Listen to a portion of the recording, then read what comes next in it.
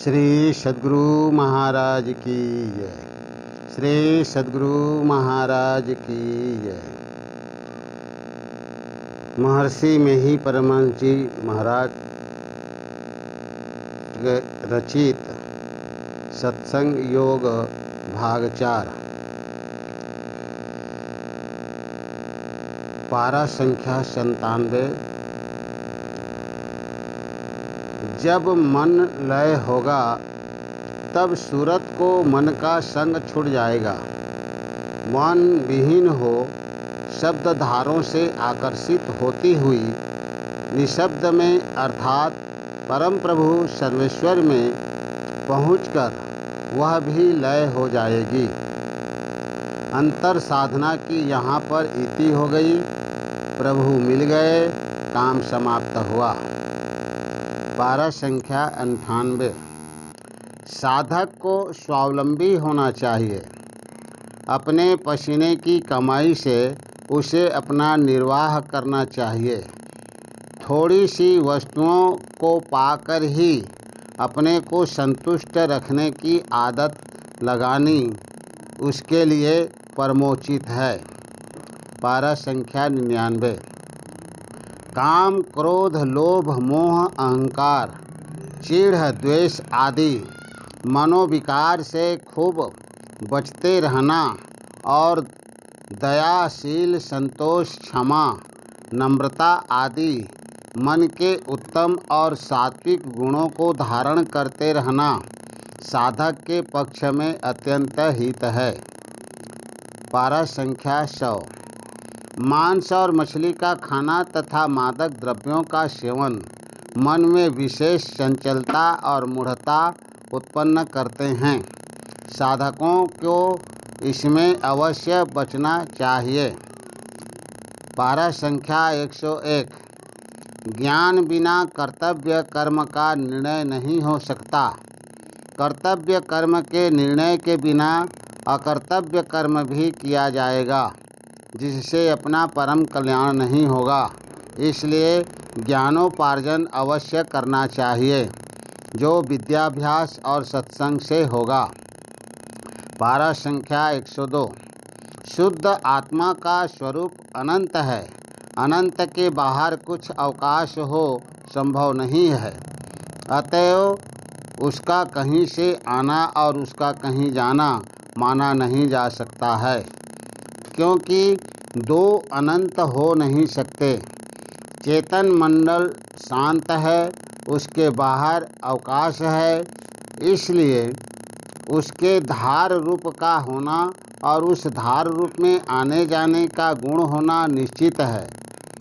अनंत के अंश पर के प्रकृति के आवरणों का मिट जाना उस अंश रूप का मोक्ष कहलाता है।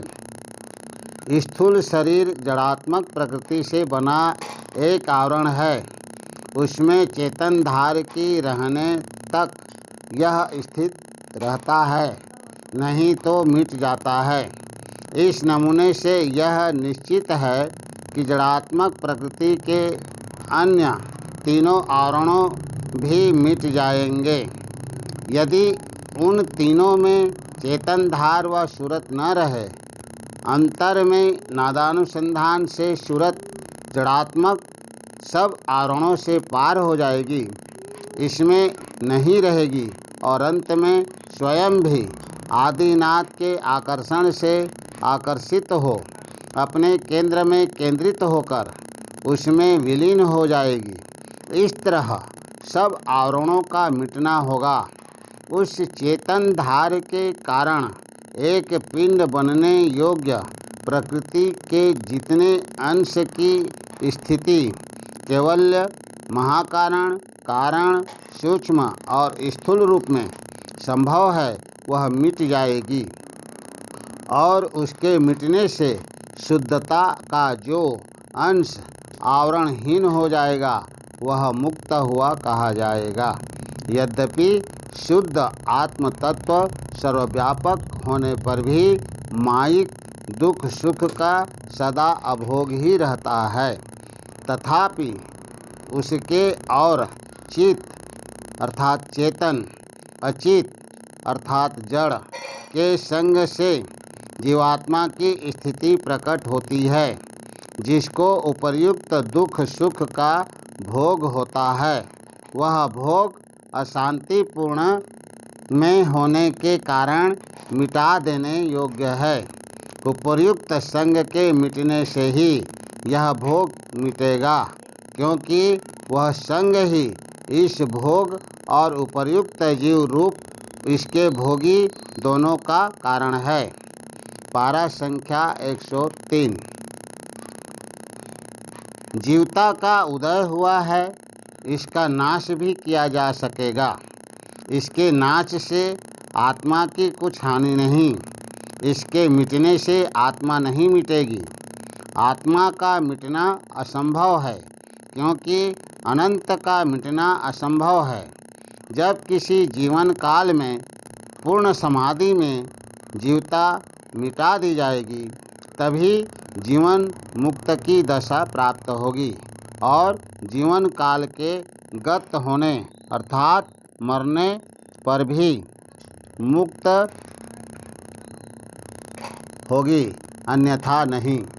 मोक्ष के साधन में लगे हुए अभ्यासी को जीवन काल में मुक्ति नहीं मिलने पर उस जीवन काल के अनंतर फिर मनुष्य जन्म होगा, क्योंकि दूसरी योनि उसके मोक्ष साधन के संस्कार को संभालने और उसको आगे बढ़ाने के योग्य नहीं है। इस प्रकार मोक्ष साधक बारंबार उत्तम उत्तम मनुष्य जन्म पाकर अंत में सदा के लिए मोक्ष प्राप्त कर लेगा। परम प्रभु में सृष्टि की मौज का उदय जहाँ से हुआ, वहाँ उसका फिर लौट आना असंभव है, क्योंकि वह मौज रचना करती हुई उसमें जिधर को प्रभावित है, उधर को काल के अंत तक प्रभावित होती हुई तथा रचना करती हुई चली जाएगी, परंतु अनंत का न अंत होगा और न फिर वह मौज वहाँ लौटेगी जहाँ से उसका प्रवाह हुआ था। इसलिए उस मौज के केंद्र में जो सूरत केंद्रित होगी, वह फिर रचना में उतरे, यह संभव नहीं। और तब यह भी संभव नहीं कि उस सूरत व चेतन धार के कारण प्रकृति के जिस अंश की स्थिति पहले हुई थी, वह पुनः बने। उसकी स्थिति से आत्मा का जो अंश आवरणित था, वह फिर आवरण सहित हो और संख्या 102 में कथित त्रय संग से पूर्व जीवता का अनरुदय हो। जिस मुक्ति का इसमें वर्णन हुआ है, वही असली मुक्ति है। इसके अतिरिक्त और प्रकार की मुक्ति केवल कहने मात्र की है, यथार्थ नहीं। पारा संख्या 104। सब आवरणों को पार किए बिना न परम प्रभु मिलेंगे और न परम मुक्ति मिलेगी। इसलिए दोनों फलों को प्राप्त करने का एक ही साधन है। ईश्वर भक्ति का साधन कहो व मुक्ति का साधन कहो, दोनों एक ही बात है। श्री सद्गुरु महाराज की जय।